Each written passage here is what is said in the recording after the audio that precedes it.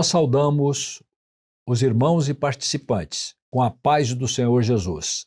Nós estamos no programa A História do Cristianismo. No capítulo passado, ou no episódio passado, nós falamos a respeito do casamento da igreja com o Estado, do Estado com a igreja, através de atos do imperador Constantino, que passou a prestigiar a igreja, não só deu a liberdade, como passou a prestigiar a igreja, até abrindo cargos no Estado para pessoas que pertenciam à igreja. E mais tarde, Constantino passou a tomar decisões até a pedido da própria igreja, considerando como se Constantino fosse um convertido, como se fosse até um imperador irmão. Pediram para ele tomar certas decisões e, a partir daí, Constantino ele passou a ter no império duas coroas, a coroa do imperador e a coroa do líder máximo da igreja. Como é que é o nome do líder máximo? Pontifício. Sumo pontífice, né? Pontifício Maximus, né? É o sumo pontífice. Então ele passou a ser o líder da igreja também. Estão presentes conosco aqui, participando desse programa, o pastor Luiz Eugênio, secretário-geral do presbitério. Paz, Senhor, a todos. E o pastor Serlon, professor de História. A paz do Senhor.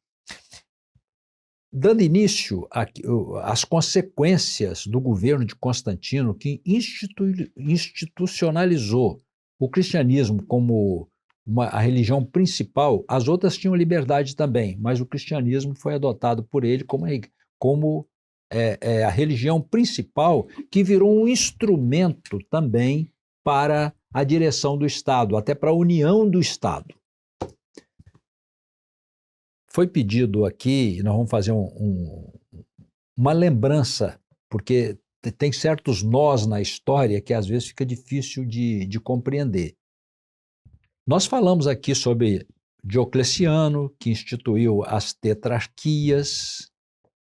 Um dos imperadores tetrarcas foi Constâncio Cloro, pai de Constantino, e que numa determinada batalha, quando Constâncio Cloro morreu, estando Constantino à frente da batalha, Constantino foi proclamado imperador no lugar dele.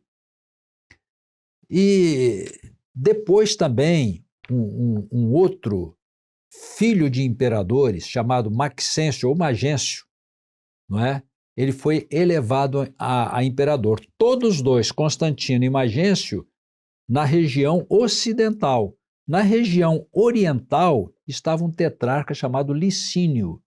E Licínio era aliado de Constantino.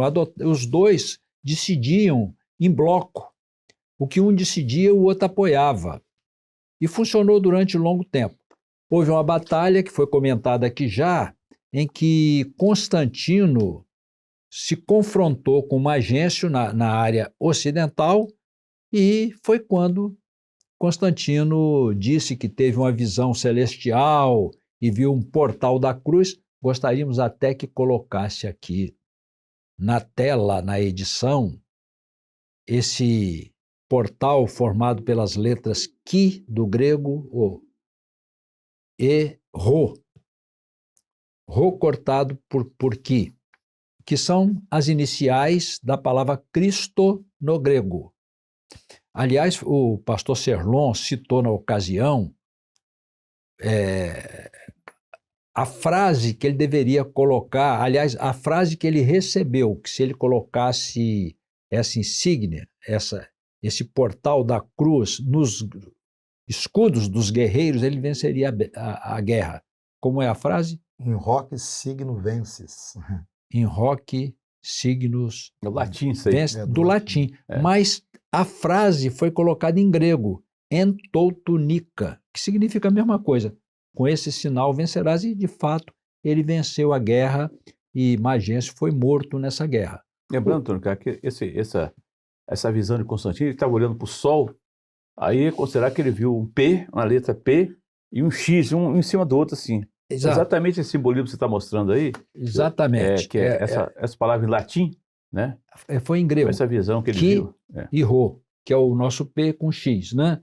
Que são as iniciais. Gostaria que colocasse também aqui a palavra Cristo em grego onde se vê as duas primeiras letras, que são as iniciais com as quais ele fez esse Tem também um entendimento que Constantino não foi nem uma visão, foi um sonho, né? Que teve. Então, tem essas divergências. Agora, é interessante que isso aí mandou colocar nos escudos dos soldados. os escudos dos soldados. Todo escudo do soldado tinha que ter isso aí. Exatamente. E foi. E Venceu. acabou que, né, venceu. Venceu a guerra. É. E ele, reputando essa vitória a Cristo da forma que ele entendia, ele decretou a liberdade. Bom, essa união. Então, nesse momento, o império ficou assim: Constantino, imperador do Ocidente, e Licínio, imperador do Oriente. Mais adiante, houve uma batalha, a amizade acabou, a sede do poder aumentou e Constantino derrota Licínio e se torna o imperador único. Agora continua a história de Constantino, as consequências dessa fusão do cristianismo com o Estado. Tem alguns... É interessante o Serlão lembrar aqui essa questão desse édito que foi assinado por Licínio também, né? Ele ficou de uma parte que... Foi não sei se é a lei. de Milão, foi assinado. O Edito de Milão, o Licínio também, ele subscreve, né? Subscreve também. É interessante uma coisa, né? Depois do Edito de Milão, todos os imperadores romanos são cristãos, à exceção de um, chamado Juliano, conhecido como o apóstata, que tentou restaurar o paganismo. E o pastor Antônio Carlos mencionou uma coisa na edição anterior do programa, que foi o fato de que, a partir de Constantino, os imperadores eles passam a interferir nas questões da igreja.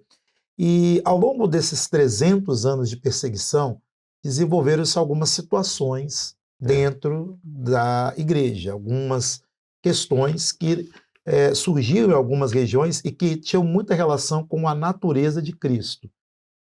Se Cristo seria apenas homem, se seria apenas Deus, homem e Deus. Então, essas questões e outras questões doutrinárias estavam passando por debates, só que, como até Constantino a igreja era perseguida, a igreja não tinha condição de se reunir, de fazer o que nós chamamos de concílio. Até então havia acontecido um concílio na história da igreja, que foi o concílio de Jerusalém, lá no século I, quando Paulo ali levou a questão da observação dos ritos judaicos, né, em relação aos gentios, a conversão.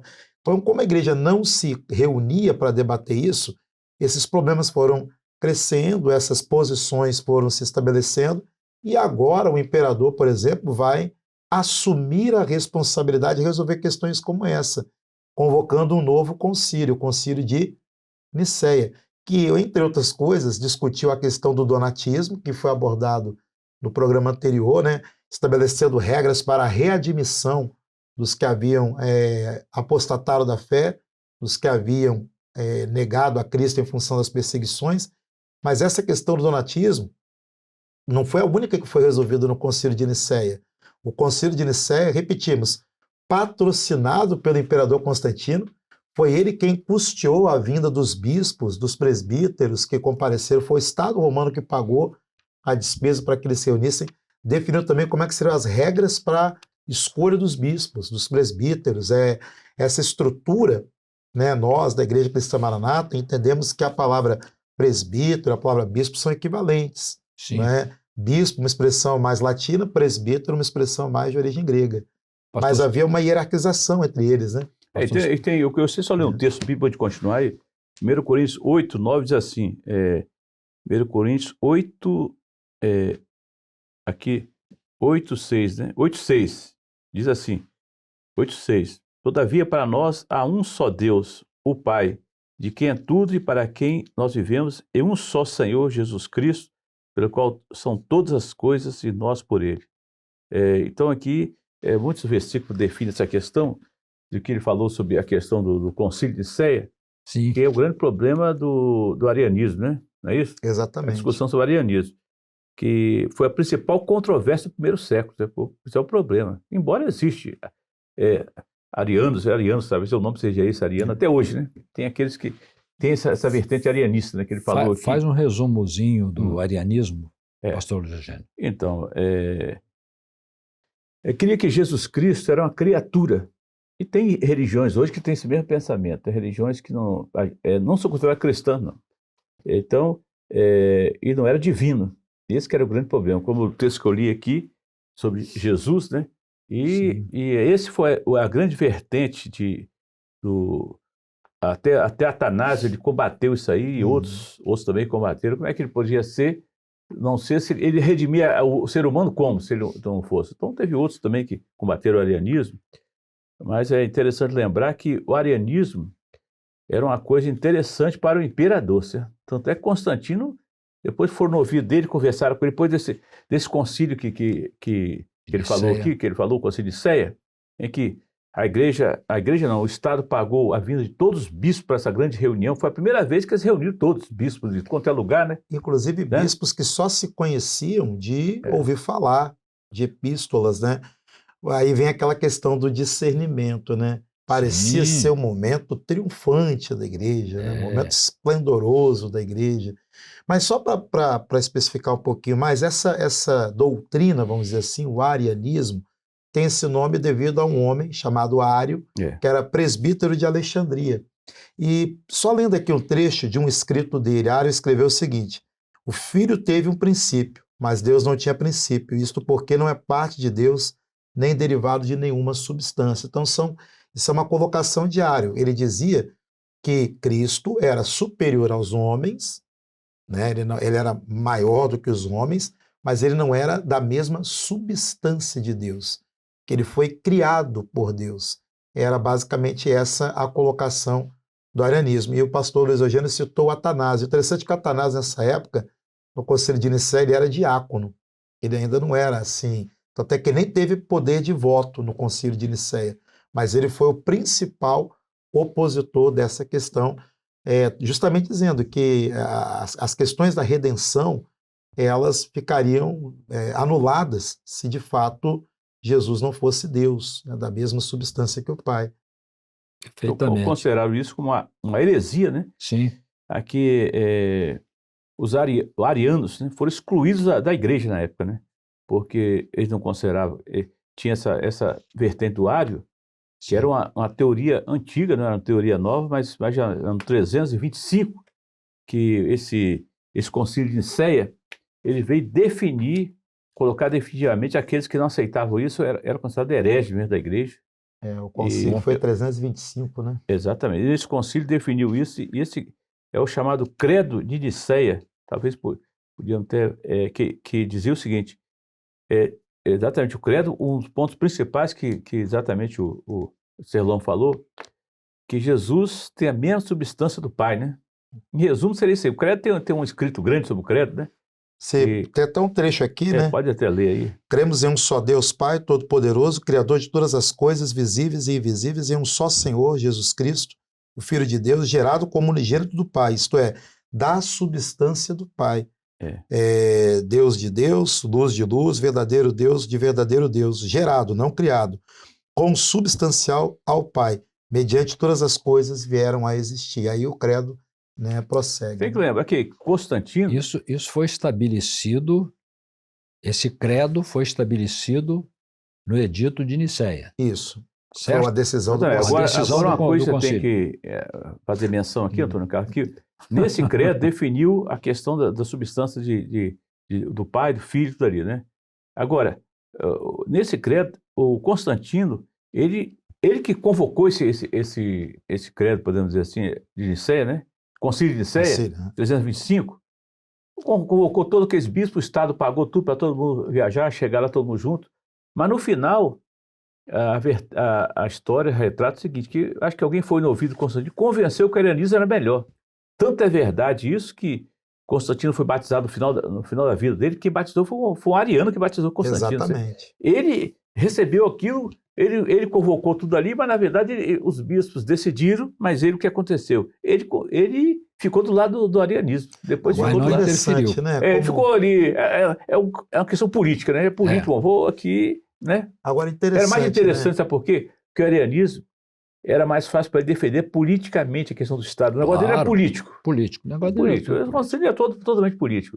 Agora, como são as intervenções de Deus na história, né? Quanto mais a gente conhece a história, mais a gente vê o agir de Deus. Mesmo com o Constantino, cerca de 2 anos depois do Concílio de Nicéia, ele passou para a corrente ariana. Mas a decisão do Concílio de Nicéia permaneceu predominando entre as igrejas. Apesar dele depois ter mudado de posição, mas o que foi decidido no Concílio de Nicéia ficou estabelecido entre as igrejas, passou a ser a corrente, digamos assim, majoritária. Então, como Deus ele usou naquele momento ali do concílio, ele fez as coisas concorrerem, né, para que essa doutrina fosse mantida. Porque é que muitos falam, Constantino, na verdade, muitos historiadores consideram que ele era pagão, não era convertido, coisa nenhuma, certo? Então, agora, vale a pena em Serlão, você, Antônio Carlos fez menção, fazer uma rápida menção sobre a tetrarquia. Como é que Constantino dominou o poder, que morreu, depois eu acho que o Serlão foi dar um resumo rápido aí, aquele resumo que ele faz no pré-vestibular, uma coisa só para poder... Pode fazer. Bem rapidinho, né? Até porque, assim, acho que na abertura até o pastor Antônio Carlos falei alguma coisa. No final do século III, o Império Romano estava em dificuldades. O Império era muito grande. Um dos problemas do Império Romano era as dificuldades administrativas em função de seu império gigantesco. Era um império que saía desde a Inglaterra e até próximo da Índia, né? Os territórios mais a oriente. E o Diocleciano, que foi um imperador que ascendeu ao poder no ano 285, ele instituiu uma maneira engenhosa de reorganizar a estrutura política de Roma. Ele instituiu um sistema chamado tetrarquia. Tetra quer dizer, vem da palavra grega que quer dizer 4, né?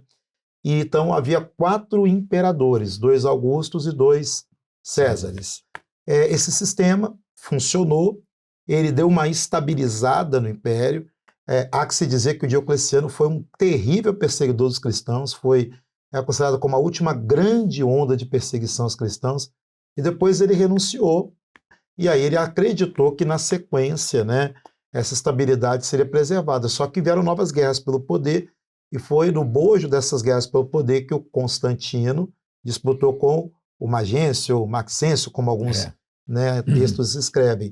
E aí houve aquele episódio da Batalha da Ponte, em que ele supostamente recebeu, né, essa orientação de colocar, né, o emblema, que já foi explicado aqui, né, as letras que corresponderiam para nós ao X e ao P. Então, o Constantino chegou ao poder por meio da guerra e todo o processo dele de manutenção do poder, lembrando que essa guerra entre ele e Magêncio é pelo controle do Ocidente. Lá no Oriente estava lá o Licínio. A princípio ele se curia com o Licínio, depois ele elimina o Licínio. Agora, uma consideração interessante, pastor Antônio Carlos. O Constantino, ele estabeleceu todas essas situações das quais nós falamos. Ele vai morrer, o filho dele assume o governo, o filho dele favorece o arianismo, né? Sim. Favorece o arianismo. E aí tem toda uma sucessão de imperadores, e todos os imperadores passam a se sentir no direito de intervir nas questões da igreja, todos. Sim. Né? Teve Juliano, o apóstata. Então isso implica em cada vez mais poder da igreja. E aí a questão dos desvirtuamento. Agora é interessante que essa vitória sobre Magêncio, né, que ele falou aí, Sim. Nessa vitória, o que aconteceu aqui? Acabou que na batalha ele caiu no rio, Magêncio morreu afogado. Morreu afogado. Peso da armadura, né?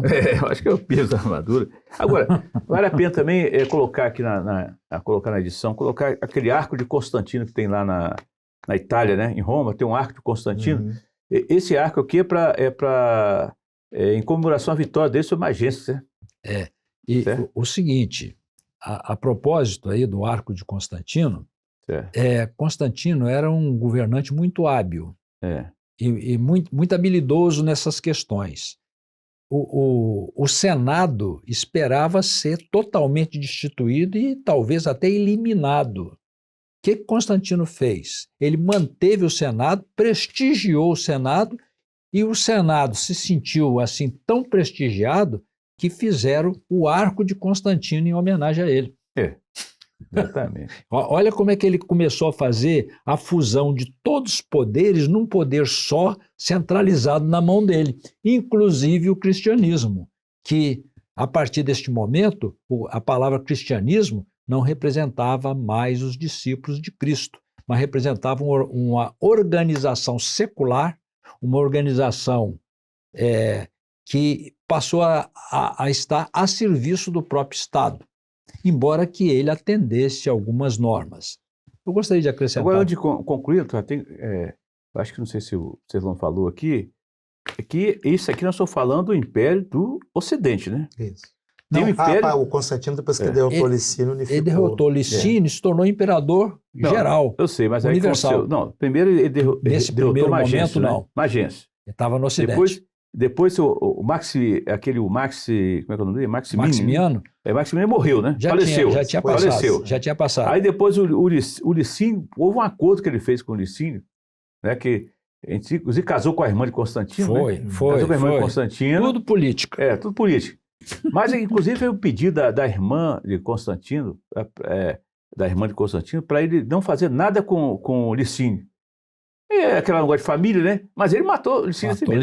Depois ele matou. Então ele ficou com o domínio total do Oriente e Ocidente, é isso? Pastor Luiz Eugênio, o que aconteceu?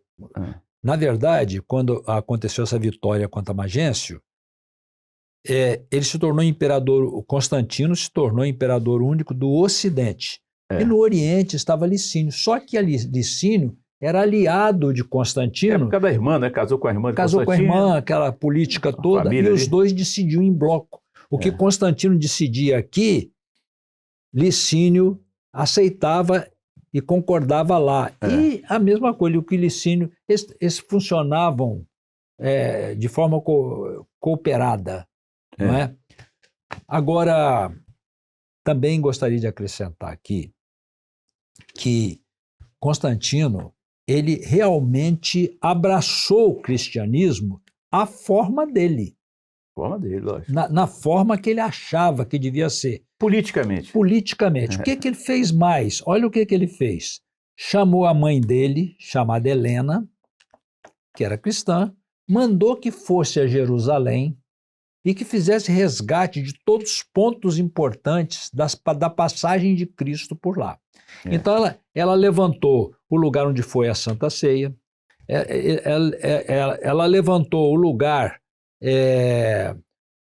onde Jesus foi crucificado, ela levantou a passagem da Via Crucis, onde Jesus fez a multiplicação dos pães. Então ela levantou isso tudo, e não só isso.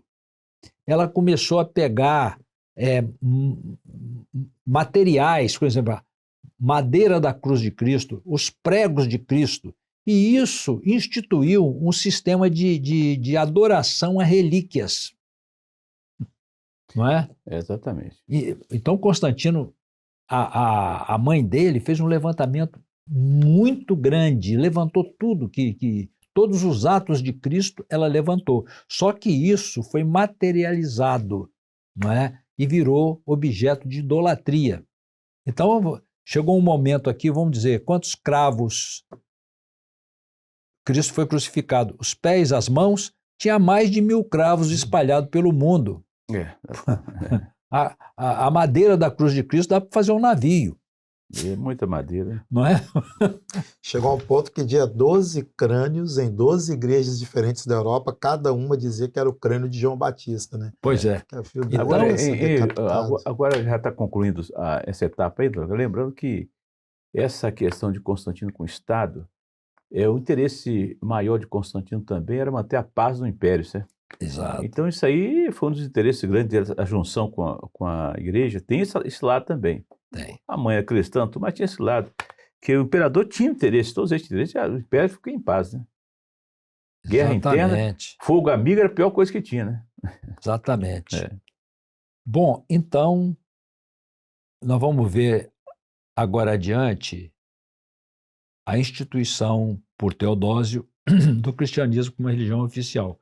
Mas, na verdade, nós fizemos questão de nos deter um pouco, pelo menos 2 capítulos, 2 episódios, em Constantino, porque o mentor dessa nova religião, que nada tinha de Deus, foi Constantino. Diga-se de passagem que essa transformação foi tão profunda que até os dias de hoje o cristianismo tem o DNA de Constantino. Verdade. Então essa mudança profunda, quem fez, o que Constantino fez? Transformou o cristianismo numa organização secular numa organização humana a serviço do Estado e desvirtuou completamente os princípios de Cristo. Completamente. É importante falar isso, que nós vamos chegar aqui na frente num outro, aquilo que a gente chama os nós da história que precisa ser desatado para se compreender. Antônio Carlos, às vezes nós falamos sobre cristianismo, que as pessoas não são, por que estão falando mal do cristianismo? A questão é a seguinte, o cristianismo foi contaminado de tal forma, tem até alguns escritores modernos que escrevem cristianismo sem Cristo. Nós falamos, fizemos uma diferença entre o cristianismo que desvirtuou da fé com o evangelho eterno, né? O evangelho eterno não tem mistura. Então, mas é a mesma coisa. Para a gente, nós estamos fazendo uma diferença para até poder compreender a diferença do cristianismo atual, como desvirtuou, até do Pentecoste, de tudo que foi ensinado, foi para política, tudo aí, do evangelho puro e eterno, né? Que é falado em Apocalipse, inclusive, né? Perfeitamente. Até porque a nossa igreja é igreja cristã, Maranata. Não estamos, estamos rejeitando esse rótulo. Eu creio que nós estamos no final desse episódio. Talvez falte falar alguma coisa que nós podemos, dentro do tema do próximo episódio, até falar mais alguma coisa. Certo. Não é?